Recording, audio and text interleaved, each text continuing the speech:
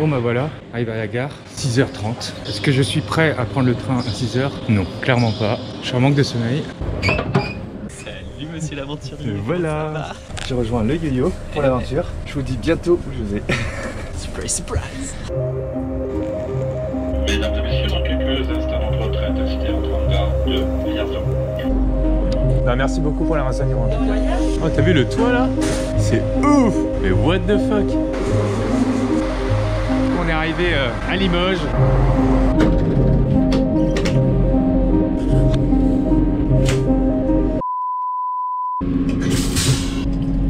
J'ai dormi comme une souche. Et toi, qu'est-ce que tu as fait, Johan? Bah j'ai pas fait comme toi moi, vintage. Ah ça me saoule d'être avec Johan encore une fois là. Ah ouais c'est chiant là, j'en avais marre de voir ta gueule et puis là on se retrouve le bout du monde encore ensemble. En plus il fait beau là. Bah ouais c'est chiant quoi. Tout pour déplaire quoi. Non je rigole. Jeu d'acteur en carton. Bah voilà. Excellent. Mais où va-t-on, Johan? Bah on est arrivé vintage. Du coup, arrivé à destination, enfin il nous reste un peu de trajet en skate, néanmoins. L'objectif à court terme là qu'on doit accomplir, C'est aller à l'Intermarché. exactement, pour acheter De la viande. de la viande à base de bœuf ou des choses comme ça. Je vais Soir. parler plus fort parce qu'il y a le train qui est là. L'idée de Johan, c'est d'aller cuire son bœuf dans les bois avec un feu que j'essaierai de faire. Vin va essayer de faire un feu, ça va être quelque chose. Et après, direction la forêt et la structure en skate électrique, 9 km. On est de retour. Le duo fatal est de retour. Vous l'avez demandé, il est là. Encore au milieu de nulle part, on va se perdre. On va faire plein de galères, c'est parti. Le mec, il a de l'énergie, ça fait plaisir. Et c'est parti! Le road trip en skate. Ah, ça me rappelle les beaux souvenirs. Tu nous as reconnu quoi. On est à peine allé à l'Intermarché quoi. Ah ils sont forts les mecs d'ici, ils sont balèzes. Bonne journée. Ouais, salut. Énorme. Reconnu direct à l'Intermarché quoi. Bon, du coup, on a récupéré le filet de bœuf. Bon, moi, je vais de l'avant. Ah non, tu vas de l'avant. D'accord, ok. C'est à gauche, mon ami. C'est à gauche. Notre objectif, il l'a pas. Bon, du coup, les amis, l'idée ici, c'est de faire 9 km pour rejoindre la montagne. Il faut du coup économiser son autonomie pour pouvoir faire l'aller-retour au calme.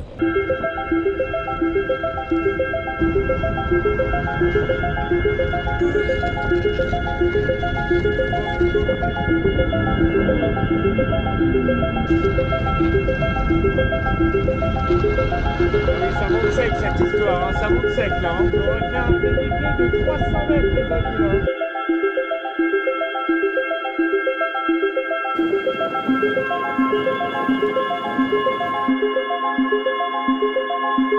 Et ben voilà, faut savoir qu'on est à 1000 mètres d'altitude. Et à 1000 mètres d'altitude, il y a de la neige. Putain, il y a de la neige quoi. Voilà. On va dormir en hamac dehors dans la neige quoi. Il fait moins 2 ce soir. Allez, on y est bientôt, 24 minutes encore à pied. Bon, l'orga de ce trip, il y a une petite complication. Enfin, c'est même une complication, mais c'est un truc dont j'ai pas l'habitude de confronter. C'est l'alimentation. Bon, là, on a les 2 filets de bœuf qu'on va faire sur le feu. Après, j'ai pris 2 sandwichs en plus. Mais voilà, 2 sandwichs, ça prend de la place. Allez, on reste 3 jours. J'ai pris 3 barres de Y-Food. Ils sont compacts, ça nourrit bien, ça nourrit comme un repas.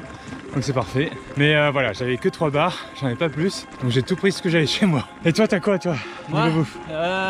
je suis encore pauvre pour l'instant parce qu'on m'a encore filé des amandes. Bah les amandes, ça se mange hein. C'est vrai que ça se mange les amandes.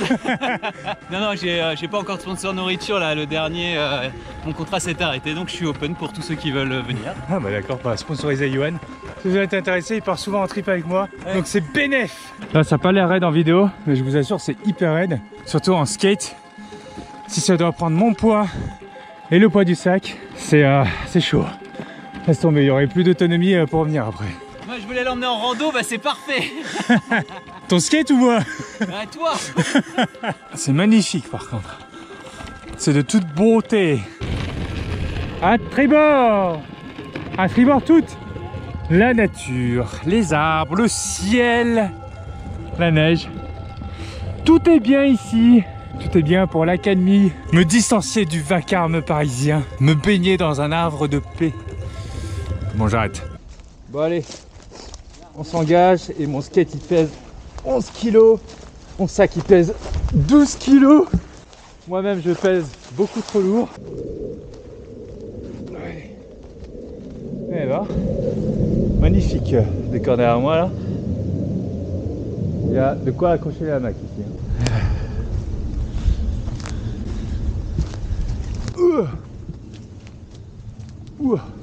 Moi j'ai des holos à mes pieds. Je marche dans la neige. Ça commence à être mouillé au fur et à mesure. Mais ah ouais, ça commence à bien être mouillé au fur et à mesure. Mais Yoann, t'offrir des vraies chaussures de rando.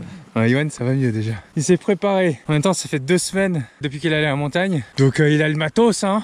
Ouais. Le bougre. Ouais, par contre, c'est beau, hein, cette mousse là. Ça me donne envie de dormir par terre, mais je vais pas le faire. On s'est avancé dans la forêt pour essayer de trouver l'installation pour nos hamacs. Et là, on est en train de repérer un peu où on pourrait s'accrocher, en sachant que les choses à prendre en compte, c'est de ne pas être vu par la route si jamais on fait un feu ou quoi que ce soit, d'avoir bien sûr du soleil parce qu'il va faire froid cette nuit et donc c'est mieux d'avoir un peu du soleil sur la gueule quand on va se réveiller. Et également une configuration des arbres où on pourrait se mettre côte à côte avec Yoann et pas trop de neige bien sûr sur le parterre parce qu'on voudrait poser nos chaussures ainsi que nos affaires, nos skates, etc.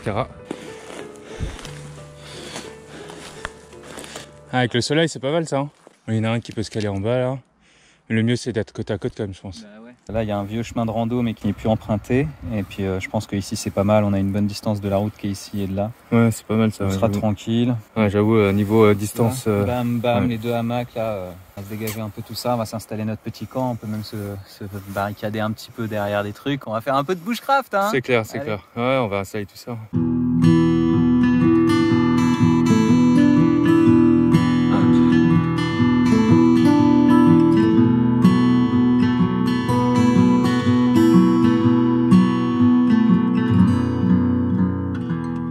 Wooden fingers tapping on my bone, wooden fingers sending me a code.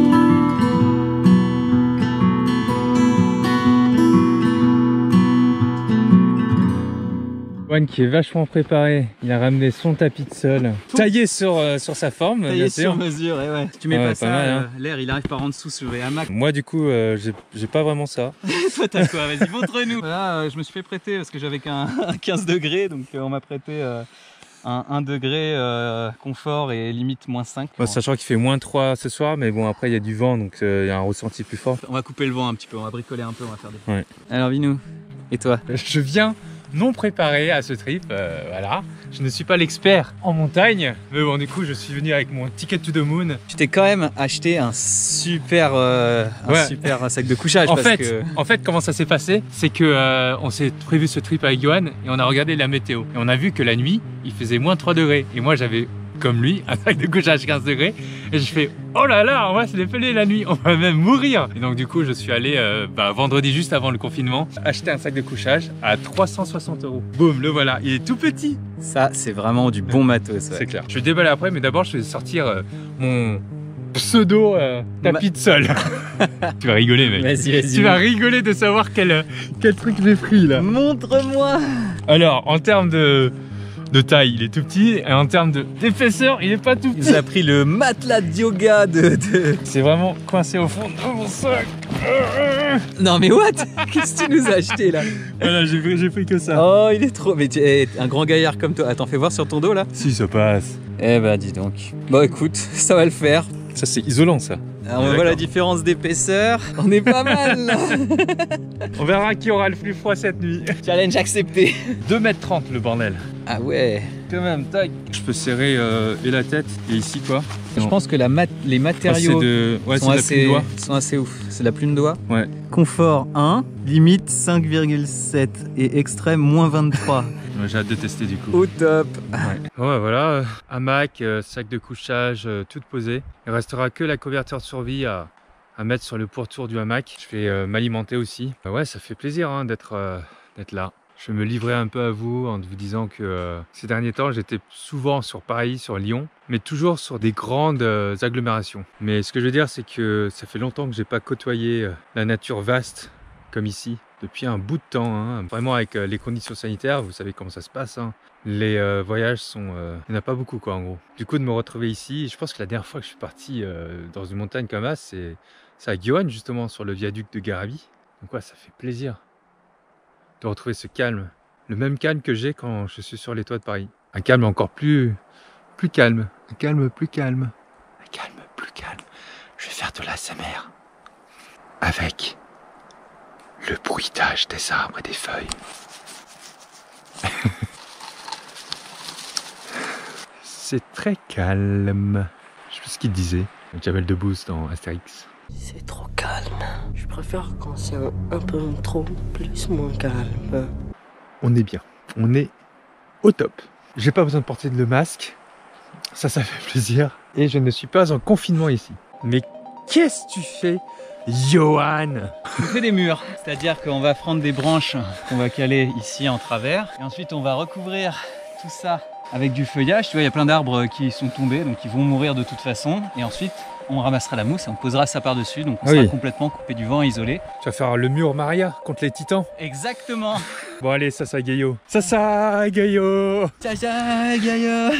Allez, il y a des branches au-dessus là, viens m'aider. Wooden fingers tapping on my bone. Wooden fingers sending me a code.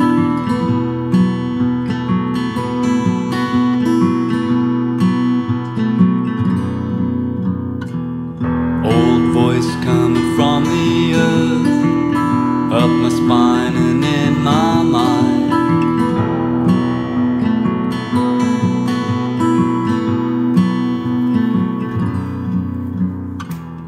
Telling me to come back home, telling me to come back where I belong now.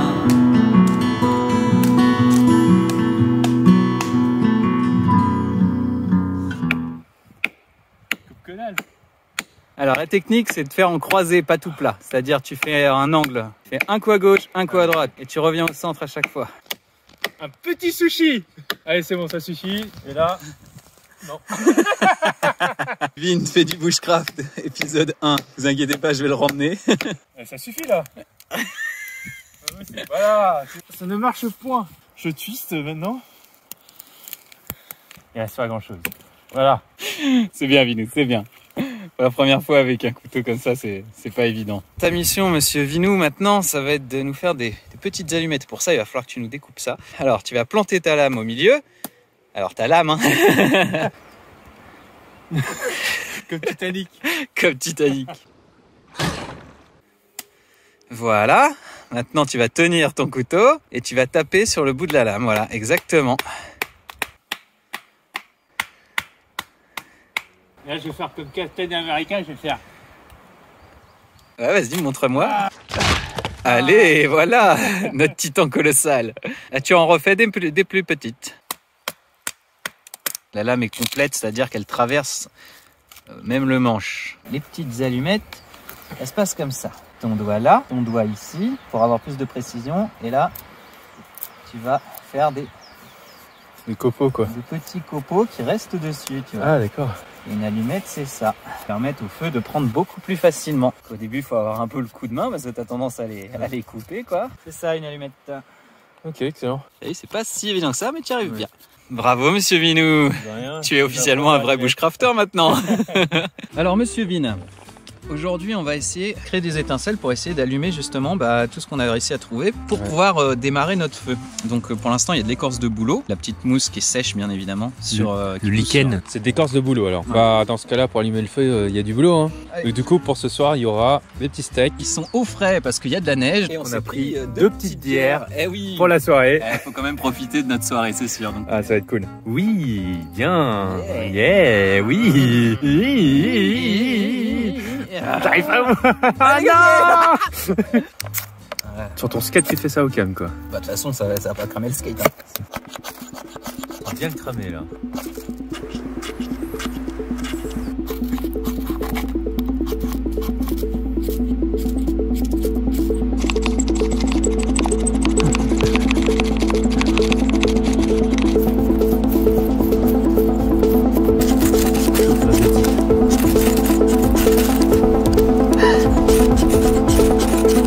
Je les vois mais elles démarrent pas les petites connasses. Faut pas qu'elles s'éteignent avant qu'on puisse mettre le reste. T'avances bien toi. Putain bien. Ah, le bâtard. c'est tout. Faut la laisser prendre un peu. Là, tout est un peu humide aussi. Hein.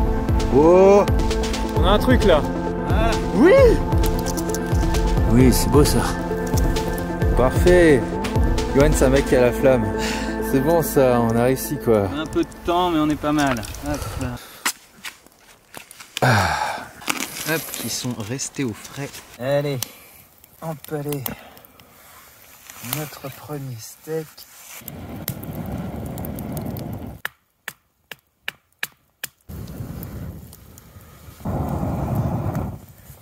Mieux trop que pas assez. On n'a pas pris d'assaisonnement. 2 steaks, 2 skates. Passe à la dégustation de mon steak. Ouh, c'est chaud ça. Yes. Petit steak fumant là. On est bon là. Oh là là. L'odeur. Ça va faire plaisir ça. Oh putain mec. Ça fait plaisir.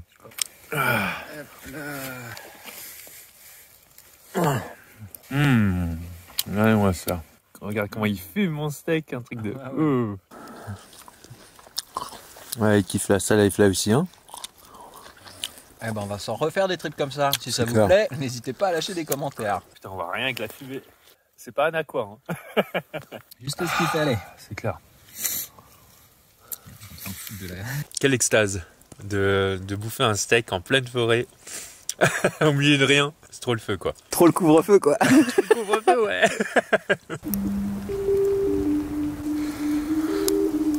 On se demande ce qu'il fait. Et en fait, c'est pour construire ce mur énorme devant les hamacs. C'est un ouf. Avisé, quoi.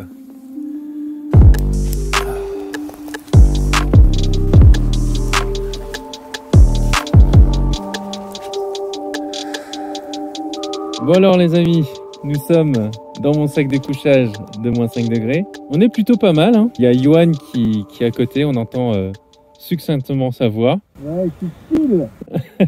J'ai juste un petit peu froid aux pieds, mais sinon sur le haut du corps et le reste et tout. Tout va bien, tout est cool. Et si vraiment j'ai encore froid, j'activerai mon gilet chauffant. On est pépouze, c'est cool. Enfin, je me dis bonne nuit et puis on se voit demain matin. Bisous.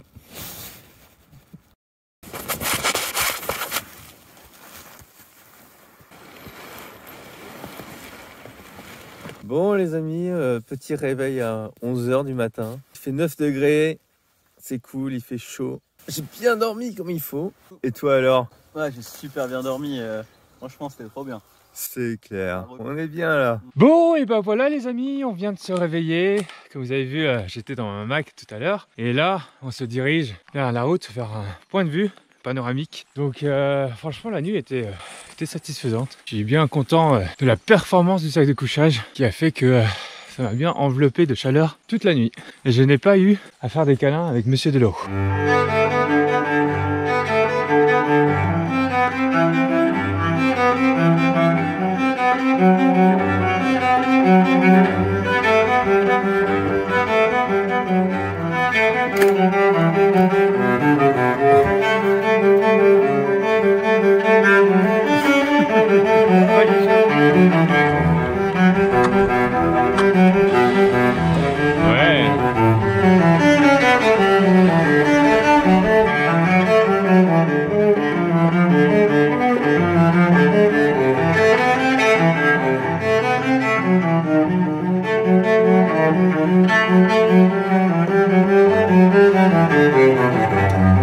Bon les amis, vous savez à quoi ça me fait penser ici? Je vous fais un peu le tour, un peu le refuge du truc. Vous vous souvenez du film Jurassic Park, le deuxième, The Lost World? En fait, ils sont dans un espèce de gros truc comme ça. Derrière eux, il y a la forêt. Et là, tout d'un coup, ils entendent des bruits venir vers eux.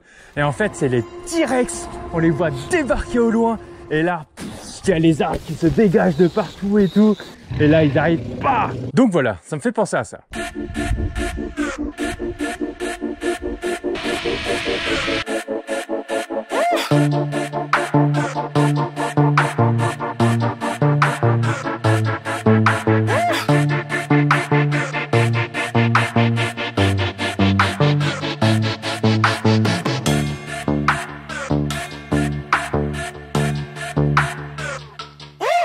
I'm like Yosemite Sam in the Wild West. I just laugh at them when they wear vests, cause it's headshots on sight. I don't do beef, I just lay it to rest. I'm so hungry, my blood sound malicious. On my journey, I'm chasing my riches. I got so many reasons that I gotta make it, so I wake up and I go get it. I move like I'm the mob in my all black. You ain't down with my squad, you can fall back. If you never seen greatness, then you bout to witness, and you gon' know what you should.